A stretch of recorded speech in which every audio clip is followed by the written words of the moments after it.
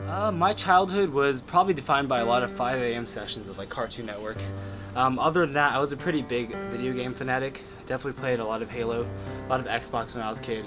For me, it was Disney Channel. Now I'm talking good Disney Channel, not new Disney Channel. That's So Raven, Phil of the Future, The Proud Family, a little bit of Hannah Montana back in the beginning. I remember I would probably have like a couple of playdates a week, and that was like the highlight of my week. I love spending time with my friends after school. My very favorite movie, and still is, was The Princess Bride.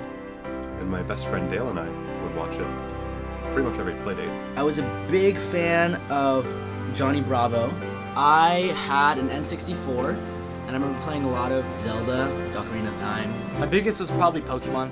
I was a huge Pokemon fan. Actually, just any of the Pokemon games on the Game Boy. I really liked this game called Sardines, which is like a reverse hide and go seek. Well, I grew up in a household of 2 biology professors, so I would get Ranger Rick when I was little. My parents would take me to the tide pools. Little Jack was kind of like, he loved like bureaucracy and rules and rule following and rule enforcing, and I think he could have, simmered down a little bit with all that. When I was little, I remember being so ready to be older. I think I should have just enjoyed being a kid rather than, trying to look forward and saying, I'm so ready for that, I do miss being a child, but as I said earlier, being alone and having a roommate that's as goofy as me, it kind of lets me relive it. To be honest, I still feel like a kid. I don't feel qualified or capable to be doing like all the adult things I'm doing now. I think it was like Dr. Seuss who says that nobody really ever grows up, we just learn how to act in public. I think that's a good way to phrase it.